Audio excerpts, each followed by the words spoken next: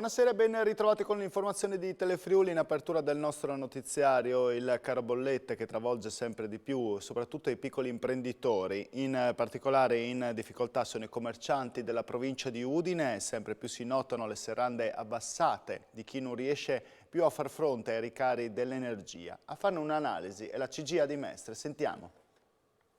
L'emergenza sanitaria e poi il rincaro del bollette hanno avuto un effetto negativo sulle categorie produttive. A essere penalizzati in particolare gli artigiani e i commercianti, che in Friuli Venezia Giulia sono diminuiti complessivamente di 304 unità dal confronto tra la media del 2021 e 2020. Se gli artigiani hanno subito una contrazione contenutissima, pari a 17 unità, molto significativo è stato il tonfo dei commercianti. Il numero complessivo è sceso di 287 iscritti. Quella del piccolo commercio è una lenta agonia che sta impoverendo sempre più anche i centri storici e le periferie di paesi e città del Friuli Venezia Giulia, che vedono aumentare a dismisura il numero delle botteghe e dei negozi sfitti. A elaborare i numeri è stato il centro studi della CGIA di Mestre. In Friuli Venezia Giulia la pandemia ha penalizzato soprattutto il piccolo commercio. Allora abbiamo evitato il peggio grazie agli aiuti. Ora dobbiamo sostenere queste piccole attività, pagare le bollette, altrimenti chiuderanno per sempre tante botteghe artigiane e piccoli negozi di vicinato, rendendo meno vivibili e più insicure le nostre città.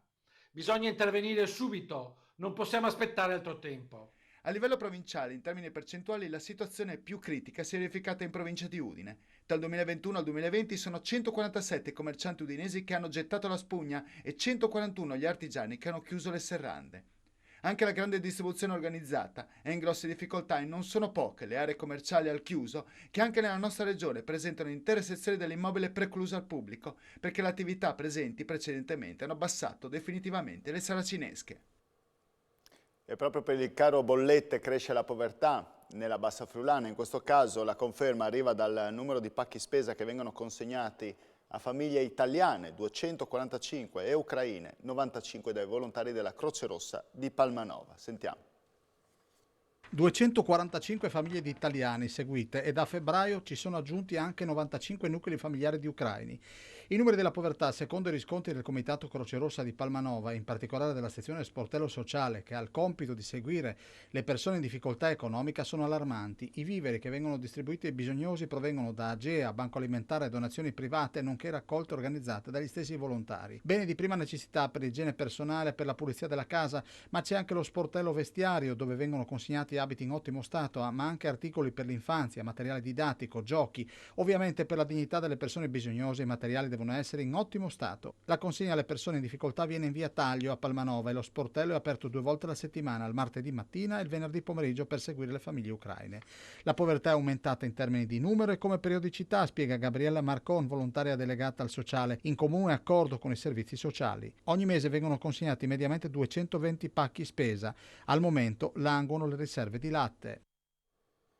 E contro la povertà c'è anche un'iniziativa da parte di un negozio, quello del gruppo Arteni, si chiama Calore Speciale. I giubbotti usati finiranno alla Croce Rossa e poi distribuiti ai poveri. Andiamo a sentire.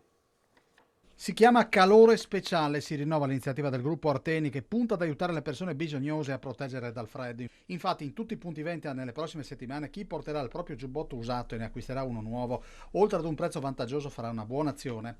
Grazie ad un accordo con la Croce Rossa i capi di abbigliamento donati verranno assegnati a persone bisognose. Il cliente semplicemente deve portarci il vecchio giaccone in stato buono perché possa portarlo qualcuno che ne ha bisogno e su quello noi riconosciamo uno sconto sul nuovo giaccone, sul nuovo cappotto che acquista. Ecco, i numeri che cosa dicono? Possiamo fare riferimento alla pre-pandemia, la risposta era buona? Era buona sicuramente, riuscivamo poi a dare 1 milione di capi, quello che è importante gli diamo in mani buone, cioè siamo sicuri che vengono poi distribuiti a chi ne ha bisogno. La cronaca: studentessa aggredita da alcune compagne a Udine a scuola. Secondo la denuncia, che è stata sporta dalla famiglia, 5 ragazze avrebbero strappato ciocche di capelli alla giovane. Il video finisce addirittura in rete. Sentiamo. Presa di mira da un gruppo di studentesse della stessa scuola che frequenta, una 17enne è finita a pronto soccorso per alcune contusioni con un paio di ciocche di capelli strappate dal capo. Il fatto, secondo quanto denunciato dalla famiglia della giovane carabinieri, sarebbe accaduto giovedì mattina in un istituto superiore di Udine durante la ricreazione. La ragazza ha riferito di essere stata aggredita da 5 adolescenti che conosce solo di vista. Mentre si stava recando ai servizi igienici, sarebbe stata insultata e minacciata al quintetto, colpevole di averne ostacolato il transito. Dopo alcuni insulti e minacce, sempre secondo quanto denunciato dalla vittima ai carabinieri, le 5 l'avrebbero accerchiata iniziando a strattonarla. A quel punto avrebbero iniziato a tirarle i capelli fino a strapparle un paio di ciocche. Una compagna della 17enne, accortasi di quanto stava accadendo, avrebbe tentato di soccorrere l'amica ricavandone alcuni ceffoni. L'intervento di uno studente avrebbe poi interrotto l'aggressione. La zuffa sarebbe avvenuta davanti a diversi testimoni, alcuni avrebbero anche ripreso la scena con il proprio smartphone, postando poco dopo il filmato in rete o condividendolo in chat. Sul posto sono stati chiamati anche i carabinieri, arrivati a parapiglia finito.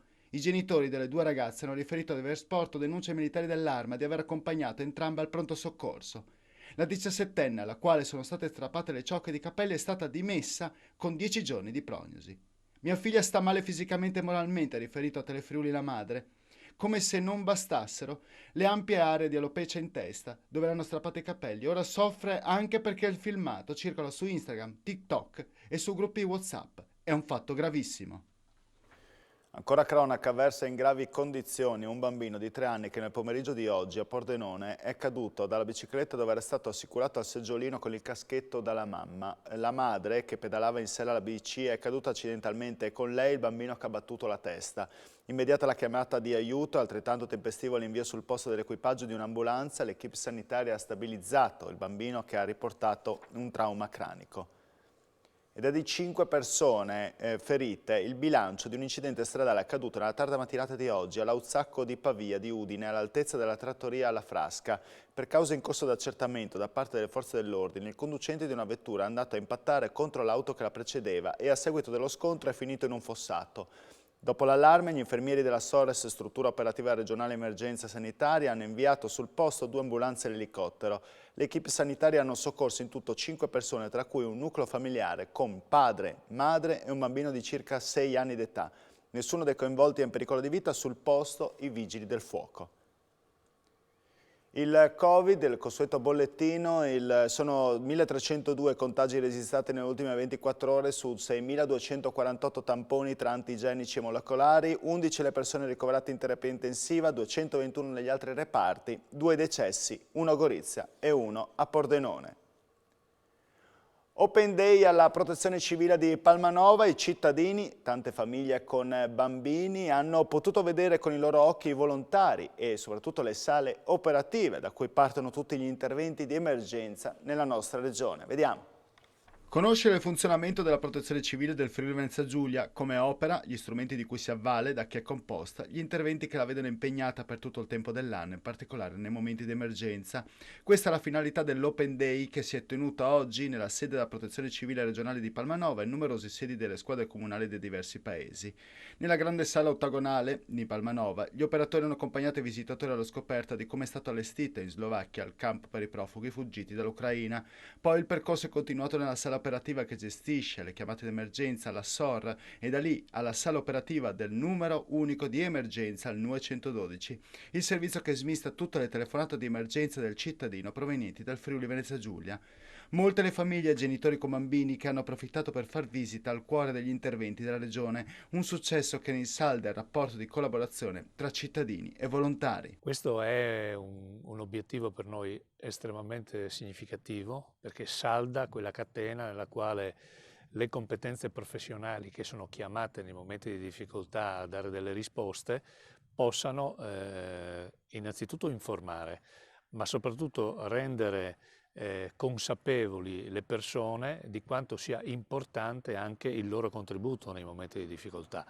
Quindi essere informati per riuscire a fare le cose che nei momenti più delicati si impongono per garantire le migliori condizioni. Irrigazione, attività di difesa idraulica del territorio, energia elettrica da fonti rinnovabili, bonifica ambientale di siti inquinati, attività di dragaggio in aree lagunari e portuali, manutenzione della viabilità lagunare. Sono alcuni dei temi toccati nel corso del convegno che si è svolto ieri nel Salone del Popolo del Castello di Udine, promosso dall'ANBI FVG, ovvero l'Associazione Nazionale Bonifiche Italiane. In questo contesto è intervenuto l'assessore regionale alle risorse agricole e forestali, Stefano Zanni, che davanti alla numerosa platea ha rivolto un appello dicendo: per riuscire a garantire un sistema irriguo che dia risposte alle esigenze attuali a partire dalle emergenze come la siccità e l'approvvigionamento idrico è necessaria una visione corale senza alcuna divisione. Il Ducato dei Vini festeggia i 50 anni, un sodalizio importante per la promozione di un prodotto d'eccellenza della regione che identifica le radici di un territorio. Sentiamo. 50 anni di promozione della cultura delle radici del territorio attraverso uno dei prodotti tipici della regione.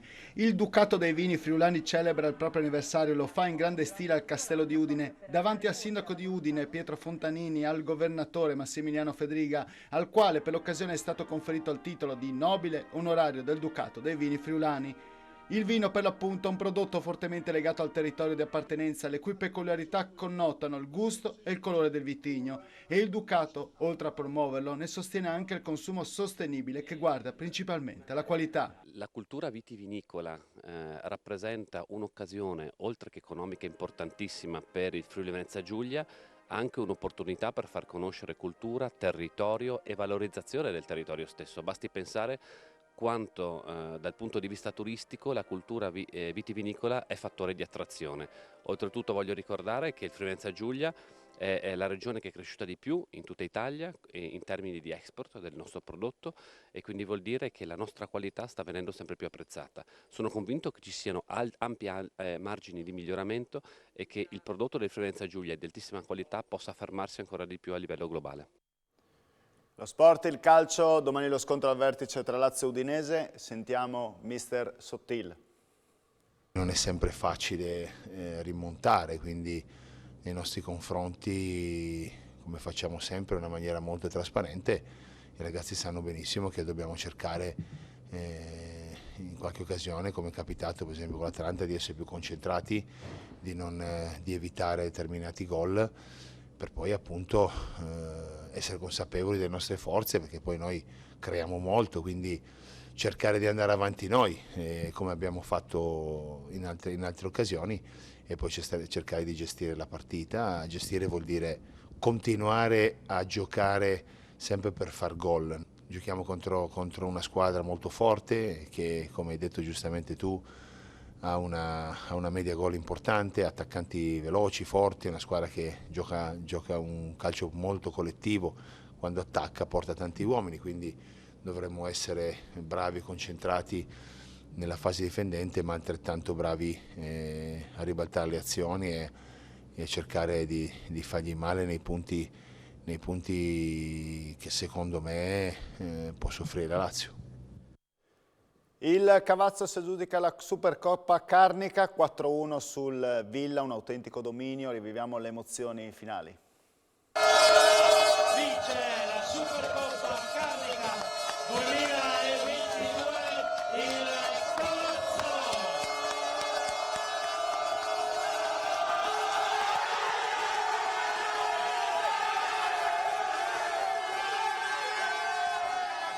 Non è la prima e non sarà neanche l'ultima. Certamente grande soddisfazione perché hanno disputato una bellissima partita, ce l'hanno messa tutta anche oggi, quindi il risultato poi parla da sé, meglio di così, non si poteva pretendere. Beh, adesso si pensa a festeggiare. Ovviamente stiamo già mettendo, come si suol dire, i ferri in acqua per prepararci alla prossima stagione, anche se mancano parecchi mesi, ma si comincia da adesso a rifare, non a rifare la squadra, ma a migliorarla se è possibile ancora di più. All'inizio nessuno avrebbe pensato una cosa del genere, quindi io dico che siamo stati bravi tutti, dal mio staff ai giocatori, ai dirigenti, a tutti, siamo stati bravi. Non è così semplice come dimostrano i 21 punti di vantaggio in campionato. Sì, è una grandissima soddisfazione ringrazio i miei compagni che mi hanno dato la fascia per alzare la coppa, dato che è la mia ultima partita a Cavazzo dopo 10 anni e ho giocato in casa perché sono di Ampezzo e concludere così è stato bellissimo. E ora riviviamo l'impresa di Jonathan Milan che è arrivato secondo, quindi medaglia d'argento nella gara di inseguimento. Parliamo di ciclismo, abbiamo sentito oggi la madre che dice che questo argento vale come un oro, intervistata dal nostro Daniele Paroni, vediamo. Jonathan Milan entusiasma ancora, questa volta nella prova inseguimento in Francia e sono con la mamma Elena Pezzetta, un'altra bella soddisfazione. Si è impegnato tantissimo, con il quartetto porteranno a casa la medaglia d'argento, ha dato tutto se stesso per il bene del gruppo e questo lo gratifica sempre parecchio perché lui quando c'è da adoperarsi per un obiettivo comune dà sempre il massimo, così come ha fatto nella sua prova, nella sua specialità, quella dell'inseguimento individuale. Si è trovato in finale con Filippo, il suo compagno di squadra e il suo compagno di tante avventure in questi ultimi 2 anni e sicuramente porta a casa una medaglia d'argento che però per noi è come un oro. Vi siete sentiti al telefono ovviamente, cosa ha detto? Ma allora, lui ci ha fatto anche una videochiamata subito dopo la prova, era parecchio stanco perché comunque è una prova dove in quei 4 minuti dai non tutto di più. Però a lui ha fatto molto piacere vederci che eravamo tutti radunati, ci ha visti e questo insomma a lui ha fatto molto piacere perché e comunque lo sapeva che eravamo lì per lui a fare il tifo. E questa era anche l'ultima notizia, a me non resta che ringraziarvi per la vostra cortese e fedele attenzione, augurarvi buona serata a tutti, arrivederci.